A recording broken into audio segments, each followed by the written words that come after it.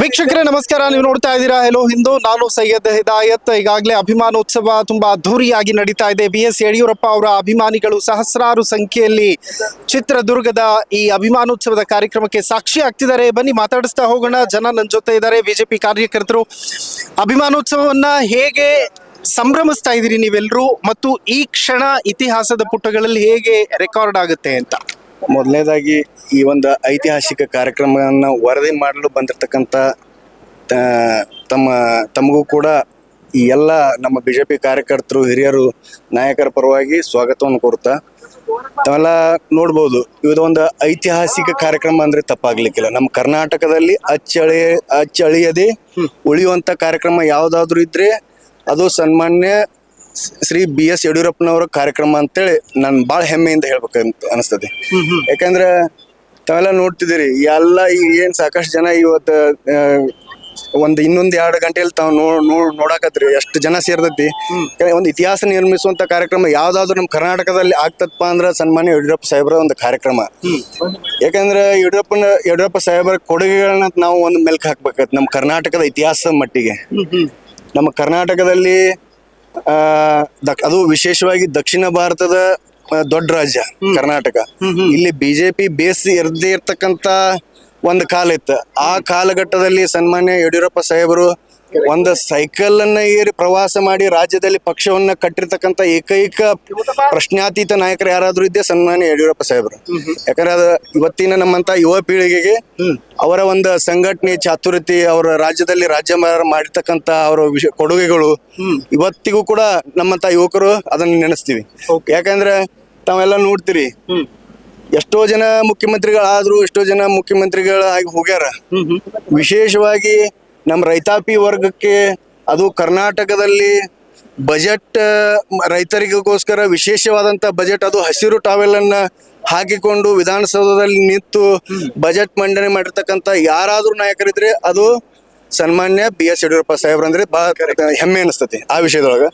ಇನ್ನೊಂದು, ಮಹಿಳೆಯರಿಗೆ ತಾವೆಲ್ಲ ನೋಡ್ತೀರಿ, ಒಂದು ಕಾಲ ಇತ್ತದ ಮಹಿಳೆಯರ ಅಂದ್ರೆ ಹೆಣ್ಣು ಮಗು ಹುಡ್ತಪ್ಪ ಅಂದ್ರ ಅಭಾಷಣ ಮಾಡಿಸೋದು, ಇನ್ನಿತರ ಒಟ್ಟ ಅಂದ್ರೆ ನಮ್ಗೆ ಹೆಣ್ಮಕ್ಳು ಬೇಡಪ್ಪ ಅನ್ನುವಂತ ಕಾಲ ಇತ್ತದ. ಅದನ್ನ ಹೋಗ್ಲಾಡಿಸ್ಬೇಕಂತೇಳಿ ವಿಶೇಷವಾದಂತ ಹೆಣ್ಮಕ್ಳಿಗೋಸ್ಕರ, ಯಾಕಂದ್ರೆ ಬಡವರಿಗೆ ಈಗ 1, 2, 4, 5 ಹೆಣ್ಮಕ್ಳು ಆದ್ರೆ ಹೆಂಗಪ್ಪ ಅನ್ನುವಂತ ಕಷ್ಟ ಇತ್ತು. ಆ ಕಷ್ಟವನ್ನು ಹೋಗ್ಲಾಡಿಸ್ಲಿಕ್ಕೆ ವಿಶೇಷವಾಗಿ ಅವ್ರಿಗೆ ಹೆಣ್ಮಕ್ಳಿಗೆ ಒಂದು ಪ್ಯಾಕೇಜ್ ಅನ್ನ ಮಾಡಿ, ಅವರು 18 ವರ್ಷಕ್ಕೆ ಬರುವಷ್ಟರಲ್ಲಿ ಅವ್ರಿಗೆ ಒಂದು ಮನೆಯಲ್ಲಿ ಹೆಣ್ಣು ಮಗು ಜನನ ಆದ್ರೆ ಅವ್ರಿಗೆ ಭಾಗ್ಯಲಕ್ಷ್ಮಿ ಅನ್ನುವಂತ ಯೋಜನೆಯನ್ನು ಯಾರಾದ್ರೂ ತಂದಿದ್ರಾದ್ರು BS ಯಡಿಯೂರಪ್ಪ ಸಾಹೇಬರು. ಅದು 1 ಲಕ್ಷ ರೂಪಾಯಿ ಅವ್ರಿಗೆ. ಅದು ಅವರು ಮೆಚುರಿಟಿ ಬರುವ ಅಷ್ಟರಲ್ಲಿ ಅದು 1 ಲಕ್ಷ ಎಷ್ಟಾಗಿರ್ತದೆ, ಅದು ಅವ್ರ ಜೀವನ ಸೆಟ್ಲ್ ಆಗುವಂತ ಅದನ್ನ ಮಾಡಿರ್ತಕ್ಕಂಥ ಯಾರಾದ್ರೂ ಇದೆ BS ಯಡಿಯೂರಪ್ಪ ಸಾಹೇಬ್ರು. ಓಕೆ. ಅದ್ರ ಜೊತೆಗೆ ನಾವೀಗ ರೈತರಿಗೆ ಕೇಂದ್ರ ಸರ್ಕಾರ ಕಿಸಾನ್ ಸನ್ಮಾನ್ ಯೋಜನೆ ಅಂತೇಳಿ 6,000 ರೂಪಾಯಿ ಕೊಡ್ತದೆ.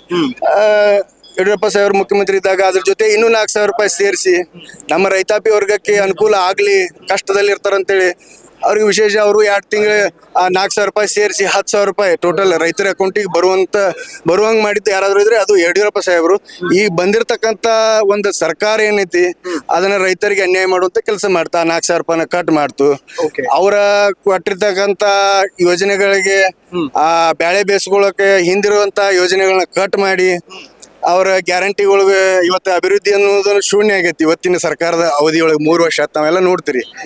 ಯಾಕಂದ್ರೆ ಇಂಥ ಕಾಲಘಟ್ಟದೊಳಗ ಅವತ್ತ ಅಭಿವೃದ್ಧಿ ಪರ್ವಾದು ಯಾವ ಸರ್ಕಾರದಲ್ಲಿ ಆದ್ರೂ ಆಗಿದ್ರೆ ಅದು ಸನ್ಮಾನ್ಯ BS ಯಡಿಯೂರಪ್ಪ ಸಾಹೇಬ್ರ ಕಾಲದಲ್ಲಿ ಅಂತ ಬಹಳ ಹೆಮ್ಮೆ ಅನಿಸ್ತು ನಮ್ಮಂತ ಕಾರ್ಯಕರ್ತರಿಗೆ.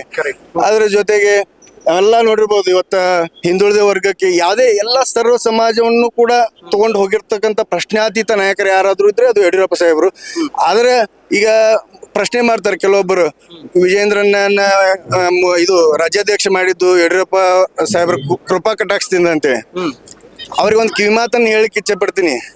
ಯಾಕಂದ್ರೆ ಸನ್ಮಾನ್ಯ ನರೇಂದ್ರ ಮೋದಿಜಿಯವರು ತಾವು ನೋಡಿರ್ಬೋದು, 1 ಅಲ್ಲ 2 ಕಾರ್ಯಕ್ರಮದಲ್ಲಿ ಕೇವಲ 44 ವಯಸ್ಸಿನ ಇರ್ತಕ್ಕಂಥ ನಮ್ಮ ರಾಷ್ಟ್ರೀಯ ಅಧ್ಯಕ್ಷರಾಗಿರ್ತಕ್ಕಂಥ ನಿತಿನ್ ನವೀನ್ ಜಿ ಅವರು ಕೇವಲ 44 ವಯಸ್ಸರಿ ಅವ್ರಿಗೆ ಅವರನ್ನ ಒಂದು ರಾಷ್ಟ್ರೀಯ ಅಧ್ಯಕ್ಷ ಹುದ್ದೆಯಲ್ಲಿ ಕುಂಡಿಸ್ಯಾರ. ಯಾಕಂದ್ರೆ ಅವರ ಸಾಮರ್ಥ್ಯ ಐತೆ, ಆ ಸಾಮರ್ಥ್ಯವನ್ನ ಗುರುತಿಸಿ ಅಧ್ಯಕ್ಷ ಹುದ್ದೆ ಆಗಿರ್ಬೋದು, ಇನ್ನಿತರ ಪಕ್ಷದಲ್ಲಿ ಹುದ್ದೆಗಳನ್ನ ಕೊಡ್ತಾರಪ್ಪ ಅಂದ್ರೆ ಸಾಮರ್ಥ್ಯದ ಆಧಾರದ ಮೇಲೆ ಹೊರತು ಅವರ ಕುಟುಂಬ ಆಧಾರಿತ ಆಧಾರದ ಮೇಲೆ ಕೊಡೋಂಗಿಲ್ಲ ಅಂತ ಹೇಳಿಕ್ಕೆ ಇಚ್ಛೆ ಪಡ್ತೀನಿ.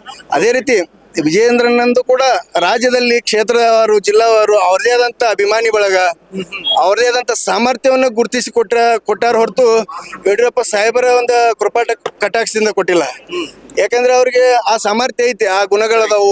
ಯುವಕರನ್ನ ಒಗ್ಗೂಡಿಸಿ ಸಂಘಟನೆಯನ್ನ ಮಾಡುವಂತ ಶಕ್ತಿ ಅದು ಯಾರಾದ್ರೂ ನಮ್ಮ ರಾಜ್ಯದೊಳಗೆ ಯಾರ ಕಡೆ ಆದ್ರೂ ಇದ್ರೆ ಅದು ಸನ್ಮಾನ್ಯ ವಿಜಯೇಂದ್ರ ನನಗೆ ಅಂತೇಳಿ ಬಹಳ ಹೆಮ್ಮೆಯಿಂದ ಹೇಳ್ತೀನಿ. ನಾನು ಒಂದು ಯುವಕನಾಗಿ, ನಾನು ಬಸವನ ಬಾಗೇವಾಡಿ ಯುವ ಮೋರ್ಚಾ ಅಧ್ಯಕ್ಷರಾಗಿ, ಸನ್ಮಾನ್ಯನ ನಮ್ಮ ಕ್ಷೇತ್ರದ ಮಾಜಿ ಸಚಿವರಾಗಿರ್ತಕ್ಕಂಥ SK ಬಳಬಿ ಸಾಹೇಬರ ಒಂದು ಅಭಿಮಾನಿಗಳಾಗಿ ಬರುವಂತ ದಿನಮಾನದಲ್ಲಿ ಸೂರ್ಯಚಂದ್ರ ಎಷ್ಟು ಹುಟ್ಟು ಸತ್ಯನೋ ಅದೇ ರೀತಿ ನಮ್ಮ ಕರ್ನಾಟಕದಲ್ಲಿ 2028ಕ್ಕೆ ಬಿಜೆಪಿ ಸರ್ಕಾರ ಅರಳುವುದು ವಿಜೇಂದ್ರನ ನೇತೃತ್ವದಲ್ಲಿ ಅಷ್ಟೇ ಸತ್ಯ ಅಂತ ಹೇಳಿಕೆ ಇಚ್ಛೆ ಪಡ್ತೀನಿ. ಅದ್ರ ಜೊತೆಗೆ ಅವ್ರ ಸಾಮರ್ಥ್ಯದ ಅದರ ಮೇಲೆ ಮುಖ್ಯಮಂತ್ರಿ ಹುದ್ದೆ ಒಲಿದು ಬರ್ಬೋದು. ನಾವು ನೀವು ಅಂದ್ರೆ ಆಗಲ್ಲ. ಅವ್ರ ಸಾಮರ್ಥ್ಯವನ್ನ ರಾಜ್ಯದ ಜನತೆ ನೋಡ್ತೈತಿ, ನಮ್ಮ ಹೈಕಮಾಂಡ್ ನೋಡ್ತೈತಿ. ಅದಕ್ಕೆ ನಾವು ಯಡಿಯೂರಪ್ಪ ಸಾಹೇಬರು ಮಾಜಿ ಮುಖ್ಯಮಂತ್ರಿ ಇದ್ರು, ಅವ್ರ ರಾಜ್ಯಾಧ್ಯಕ್ಷ ಮಾಡಿದ್ರು, ಅವ್ರ ಮುಖ್ಯಮಂತ್ರಿ ಅದು ಊಹಾಪೋಹ. ಯಾಕಂದ್ರೆ ಅವ್ರ ಸಾಮರ್ಥ್ಯ ಐತ್ರಿ, ಸಂಘಟನೆ ಮಾಡಿದವ್ರಿಗೆ ಅವಕಾಶ ಸಿಗ್ತೈತಿ. ಸನ್ಮಾನ್ಯ ನರೇಂದ್ರ ಮೋದಿಜಿಯವರು ಒಂದು ಮಾತನ್ನ ಹೇಳಿದ್ದಾರೆ, ವ್ಯಕ್ತಿಗಿಂತ ಇದು ಪಕ್ಷಕ್ಕಿಂತ ವ್ಯಕ್ತಿ ದೊಡ್ಡವಲ್ಲ. ಯಾಕಂದ್ರೆ ಅವರು ಪ್ರಧಾನಮಂತ್ರಿ ಹುದ್ದೆಕ್ಕಿಂತ ದೊಡ್ಡ ಹುದ್ದೆ ನಮ್ಮ ದೇಶದಲ್ಲಿ ಯಾವುದೂ ಇಲ್ಲ. ಅವರು ಒಂದು ಪ್ರಧಾನಮಂತ್ರಿ ಹುದ್ದೆ ಒಳಗಿದ್ದು ಅವರು ಹೇಳಿದ್ರು ಮೊನ್ನೆ ಒಂದು ಪಕ್ಷ ಸಂಭ್ರಮ ವಿಜಯೋತ್ಸವದೊಳಗ, ನತೀನ್ ನಬೀನ್ ಜಿ ನನ್ನ ಬಾಸ್, ನಾನು ಮೊದಲು ಬಿಜೆಪಿ ಕಾರ್ಯಕರ್ತ. ಈಗ ವಿಜೇಂದ್ರ ಅವ್ರು ನಿಮ್ಮ ಬಾಸ್? ಹೌದು, ನಾವು ಕಾರ್ಯಕರ್ತರಿ. ನಮ್ಮ ರಾಜ್ಯಾಧ್ಯಕ್ಷರು ನಮಗೆ ಬಾಸೇ.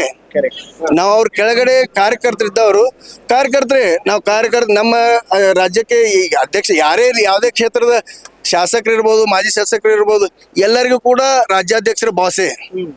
ಪಕ್ಷಕ್ಕಿಂತ ವ್ಯಕ್ತಿ ದೊಡ್ಡವರಲ್ಲ ಯಾರು.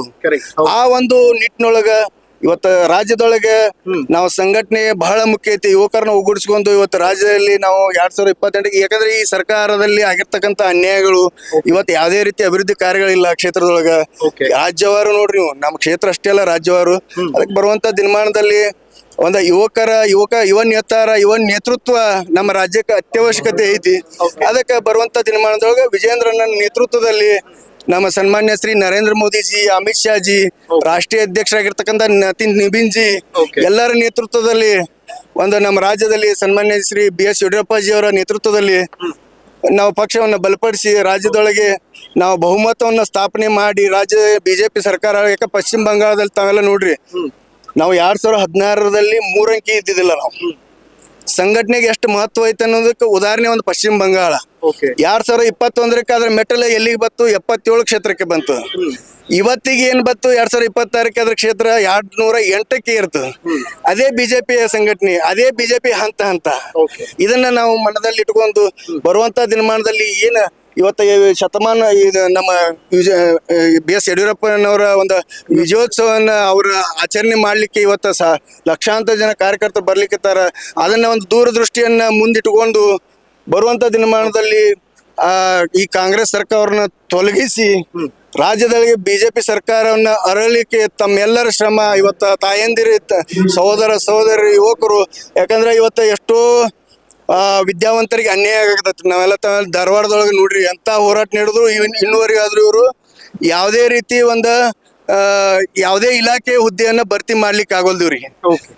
ಅದು ಯಾಕಂದ್ರೆ ವಿದ್ಯಾವಂತ ಮತದಾರರು, ಅವರ ತಂದೆ ತಾಯಿಗಳು, ರೈತರು, ರೈತಾಪಿಯವ್ರಿಗೆ ಬಹಳ ಕಷ್ಟಪಟ್ಟು ಮಕ್ಕಳನ್ನ ಒಂದು ವಿದ್ಯಾವಂತರನ್ನ ಮಾಡಿದ್ರೆ ಅವ್ರಿಗೆ ಅವಕಾಶ ಸಿಗ್ಲಿಕ್ಕೆ ಅಂದ್ರೆ ಎಂತ ಅನ್ಯಾಯ ರೀ ನಮ್ಮ ನಾಡುವಂತ ಸರ್ಕಾರಗಳು ಹಿಂಗ್ ಮಾಡಿದ್ರೆ. ಅದಕ್ಕೆ ಬರುವಂತ ದಿನಮಾನದಲ್ಲಿ ನಾವು ಅದನ್ನ ಸರಿಪಡಿಸ್ಬೇಕಂದ್ರೆ ರಾಜ್ಯದ ಕರ್ನಾಟಕದಲ್ಲಿ ಅದು ವಿಶೇಷವಾಗಿ ಬಿಜೆಪಿ ಸರ್ಕಾರ ಬರಬೇಕು. ಅದಕ್ಕೆಲ್ಲ ನನಗೂ ಮಾತನಾಡಲಿಕ್ಕೆ ಅವಕಾಶ ಕೊಟ್ಟಿರ್ತಕ್ಕಂಥ ತಮಗೆ ವಂದಿಸುತ್ತಾ ಮಾತಿ ವಿರಾಮ ಹೇಳ್ತೇನೆ. ಜೈ ಹಿಂದ್, ಜೈ ಕರ್ನಾಟಕ, ಜೈ ಬಿಜೆಪಿ. ಹೇಳ್ರಿ. ನಾನು ಯಡಿಯೂರಪ್ಪನವರ ಅಭಿಮಾನೋತ್ಸವ ಕಾರ್ಯಕ್ರಮಕ್ಕೆ ಅಪಾರ ಸಂಖ್ಯೆಯಲ್ಲಿ ಬಸವನ ಬಾಗೇವಾಡಿ ಅನ್ನ ಬಸವಣ್ಣ ಜಗತ್ತಿಗೆ ಒಂದು ಒಳ್ಳೆ ವಚನಗಳ ಮೂಲಕ ಜಗತ್ ಪ್ರಸಿದ್ಧಿ ಹೊಂದಿರತಕ್ಕಂತ ಬಸವನ ಬಾಗೇವಾಡಿ ಮತಕ್ಷೇತ್ರದಿಂದ ನಾವು ಅಭಿಮಾನೋತ್ಸವ ಕಾರ್ಯಕ್ರಮಕ್ಕೆ ಹಲವಾರು ಸಂಖ್ಯೆಯಲ್ಲಿ ಇಲ್ಲಿ ಈ ಕಾರ್ಯಕ್ರಮದಲ್ಲಿ ಪಾಲ್ಗೊಳ್ಳಲು ಬಂದಿದ್ದೇವೆ. ಯಡಿಯೂರಪ್ಪನವರ ಅಭಿಮಾನೋತ್ಸವ ಕಾರ್ಯಕ್ರಮ ಇದು ಯಡಿಯೂರಪ್ಪನವ್ರ ಬಗ್ಗೆ ಜನತೆಗೆ, ದೇಶಕ್ಕೆ ಸಾಕಷ್ಟು ಗೊತ್ತಿದೆ. ಯಡಿಯೂರಪ್ಪನವರು ಸೈಕಲ್ ಹಿಡ್ಕೊಂಡು ಇವತ್ತಿನವರೆಗೆ ಇಲ್ಲಿ ತಕ್ಕ ಪಕ್ಷವನ್ನು ರಾಜ್ಯದಲ್ಲಿ ಕಟ್ಟಿದ್ದಾರೆ. ಅವರ ನೆರಳಿನಲ್ಲಿ ಅಥವಾ ಅವರ ಮಾರ್ಗದರ್ಶನದಲ್ಲಿ ಈಗ ಅವರು ವಿಜೇಂದ್ರ ಅವರು ಪಕ್ಷದ ರಾಜ್ಯಾಧ್ಯಕ್ಷರಾಗಿ ಮುನ್ನಡೆಸ್ತಾ ಇದ್ದಾರೆ. ಅವರು ನಮ್ಮ ವಿಜೇಂದ್ರ ಅವ್ರ ಬಗ್ಗೆ ಹಲವಾರು ಟೀಕೆ ಟಿಪ್ಪಣಿಗಳು ನಡೀತಾ ಇದಾವೆ. ಆ ಟೀಕೆ ಟಿಪ್ಪಣಿಗಳನ್ನು ಅವರು ಮೆಟ್ಟಿ ನಿಂತು ಈ ರಾಜ್ಯದಲ್ಲಿ 2028ಕ್ಕೆ ಅಧಿಕಾರಕ್ಕೆ Okay. ಪಕ್ಷ ಅಧಿಕಾರಕ್ಕೆ ತರ್ತಾರ. ಓಕೆ. ಅದರಲ್ಲೇನೆ ಸಂಶಯ ಇಲ್ಲ. 2028ಕ್ಕೆ ವಿಜೇಂದ್ರನ ಮುಖ್ಯಮಂತ್ರಿ ಹಾಕನ. ಮತ್ತೆ ಈ ಭ್ರಷ್ಟ ಸರ್ಕಾರ ಈ ಜನರನ್ನು ನಿರುದ್ಯೋಗಿ ಮಾಡಲು ಈ ಏನು ಬಿಟ್ಟಿ ಭಾಗ್ಯಗಳು ಗ್ಯಾರಂಟಿ ಸ್ಕೀಮ್ ಅನ್ನು ಕೊಟ್ಟು ನಮ್ಮ ರೈತರ ಹೊಲದಲ್ಲಿ ಆಳುಗಳು ಸಿಗ್ತಾ ಇಲ್ಲ ಕೆಲಸ ಮಾಡಕ್ಕೆ. ಓಕೆ. ಫ್ರೀ ಅಕ್ಕಿ ಕೊಟ್ಟು 2,000 ಫ್ರೀ ಕೊಟ್ಟು ಅವ್ರಿಗೆಲ್ಲ ಫ್ರೀ ಬಸ್ ಫ್ರೀ ಮಾಡಿದ್ದಕ್ಕೆ ನಮ್ಮ ತೋಟದಲ್ಲಿ ಇವತ್ತು ಕೃಷಿ ಮಾಡಕ್ಕೆ ಆಳುಗಳು ಸಿಗ್ತಾ ಇಲ್ಲ. Okay. ಅಂತ ಅಷ್ಟು ಪರಿಣಾಮ ಬೀರಿದೆ. 2028 ಖಂಡಿತವಾಗ್ಲೂ ಬಿಜೆಪಿ ಸರ್ಕಾರ ಅಧಿಕಾರ ಬರ್ತೈತಿ. ವಿಜೇಂದ್ರ ಅವ್ರು ಮುಖ್ಯಮಂತ್ರಿ ಆಗ್ತಾರ ಅಂತ ಹೇಳ್ಬೋದು. ನಾವು ಬಾಲ್ಕೋಟ್ ತಾಲೂಕು ಬೇವೂರಿಂದ ಬಂದಿವಿ. ಓಕೆ. ನಾವು ಯಡಿಯೂರಪ್ಪನವ್ರ ಅಭಿಮಾನಿ. ಏಜ್ ಎಷ್ಟು ನಿಮ್ಗೆ? ಏಜ್ 60. ಓಕೆ. ಯಾಕ ಹುಮ್ಮಸ್ ಯಾಕೆ? ಹುಮ್ಮಸ್ಸೆ ಅಲ್ಲ, ಅವ್ರ ಮಾಡಿದ ಕೆಲಸ, ಅಭಿವೃದ್ಧಿ ಕೆಲಸ, ವಿಜೇಂದ್ರ ಅವ್ರು ಇವ್ರು ಎಲ್ಲ ಮಾಡಿದ ಕೆಲಸ, ಅವ್ರ ಮೇಲೆ ನಮ್ಮ ಅಭಿಮಾನ ಅದೇ. ಓಕೆ. ಮುಂದೆ ಅವ್ರು ಇದು ಆಗ್ಬೇಕು. ಅದಕ್ಕೆ ಬಂದಿರಿ? ಹೌದು, ಅದಕ್ಕೆ ಬಂದಿವಿ. ಓಕೆ, ನೋಡಿದ್ರಲ್ಲ ವೀಕ್ಷಕರೇ, ಇದಿಷ್ಟು ಅಭಿಮಾನಿಗಳ ಮಾತು. ಅದೇನೇ ಇರ್ಲಿ, ಅಭಿಮಾನೋತ್ಸವ ತುಂಬಾ ದೊಡ್ಡ ಪ್ರಮಾಣದಲ್ಲಿ ನಡೀತಾ ಇದೆ. ಸೊ ಕ್ವಿಕ್ ಆಗಿ ನಿಮಗೆ ಇಲ್ಲಿನ ಒಂದು ಚಿತ್ರಣವನ್ನ ಕಂಪ್ಲೀಟ್ ಆಗಿ ತೋರಿಸುವಂತಹ ಒಂದು ಪ್ರಯತ್ನ ಮಾಡ್ತೀನಿ. ನೋಡ್ತಾ ಇರಿ ಹೆಲೋ ಹಿಂದೂ. ನಾನು ಸೈಯದ್ ಹಿದಾಯತ್, ಸೈನಿಂಗ್ ಆಫ್, ಚಿತ್ರದುರ್ಗದಿಂದ.